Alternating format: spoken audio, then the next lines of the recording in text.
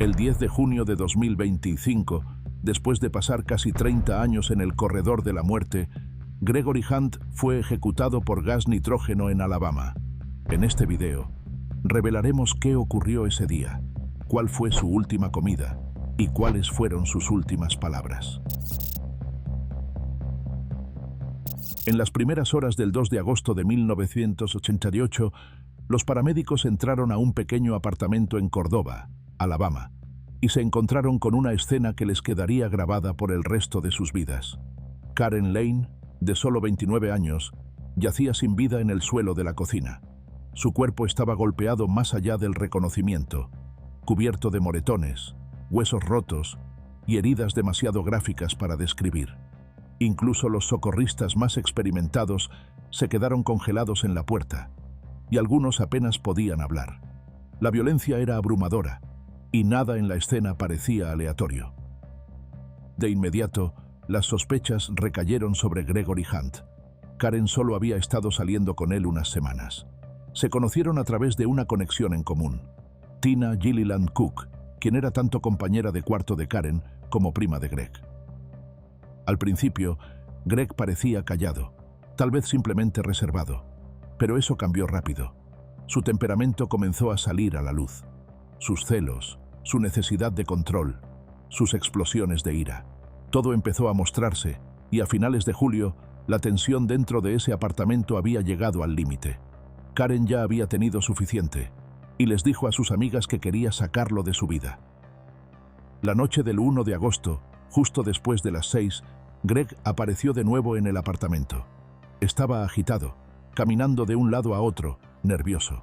Se volvió hacia una amiga, Shirley Romine, y dijo: «Ella me enoja tanto que podría matar a esa perra». Luego añadió que ya estaba harto de todo, que se iba a regresar a Miami. Pero no se fue. No todavía. Esa noche, Karen y Tina fueron a Parrish, a la casa del prometido de Tina. Pero al llegar, notaron que la camioneta de Greg ya estaba ahí. Tina entró a la casa, pero Karen no. Se fue sin decir nada. Rápido, decidida, como si algo hubiera cambiado. Greg se dio cuenta. Preguntó a dónde había ido Karen, y Tina le dijo que iba a casa de su madre. Eso era todo lo que sabía. Pero Greg no le creyó. A las 9:45 estaba al teléfono, gritando. Su voz temblaba de rabia. Exigía respuestas, quería saber dónde estaba Karen. «Más vale que me digas», advirtió, «o será perjudicial para ti». Luego vino la parte que nadie olvidó. Dijo que no le importaba volver a prisión, no si eso era lo que hacía falta. Durante las siguientes horas, Greg se descontroló rápidamente. La rabia no se desvaneció. Se convirtió en algo más oscuro. Llamó a un amigo y dijo que iba a partirle la madre a alguien. Luego llamó a la madre de Karen, 2 veces. Alegó que solo quería encontrarla, pero su tono, agudo, amargo, cargado de tensión, decía otra cosa. Le dijo que había crecido con violencia y que sabía cómo usarla. Luego colgó y salió a buscarla. Condujo hasta una casa que pertenecía a Karen, pero en la que no vivía desde hacía meses, y al ver que no estaba ahí, algo dentro de él se rompió. Roció el lugar con gasolina y le prendió fuego.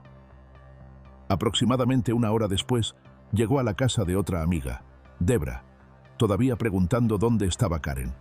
Debra luego dijo que Greg olía a humo y gasolina, y que le confesó haber incendiado la casa de Karen. Dijo que estaba harto de sus tonterías, y que le había quitado lo único que tenía. Pero aún no había terminado. Alrededor de la medianoche, un testigo vio la camioneta de Greg atravesando Córdoba, persiguiendo un auto que parecía el de Karen. Iba a toda velocidad, zigzagueando por las calles vacías como un hombre cazando algo. Pero Karen logró perderlo, al menos por un rato. Probablemente pensó que el peligro había pasado y condujo de regreso a casa, tal vez nerviosa pero aliviada. Lo que no sabía era que Greg no había terminado.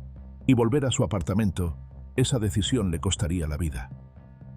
Para las 2, Karen ya se había acostado. El apartamento estaba oscuro, silencioso, pero Greg seguía allá afuera. Una vecina le dijo a la policía que escuchó vidrios romperse. Luego miró por la ventana y vio a un hombre, Greg, trepando por una ventana rota. En minutos, ya estaba adentro. Había encontrado a Karen.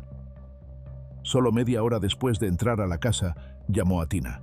«Karen está tirada aquí en el piso de la cocina», dijo. «Alguien debería llevarla al hospital». Luego colgó. Cuando los oficiales llegaron, lo que encontraron adentro fue horrorizante. El cuerpo de Karen contaba la historia antes de que nadie pudiera hablar. Había sido golpeada con tal fuerza que casi todos los huesos de su pecho estaban fracturados. 12 costillas de cada lado estaban rotas. Su esternón estaba quebrado. Su corazón y pulmones estaban magullados. Su hígado estaba desgarrado y su aorta rota. La autopsia reveló 60 heridas distintas.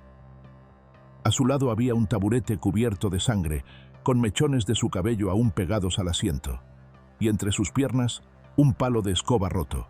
La forense confirmó lo que todos temían.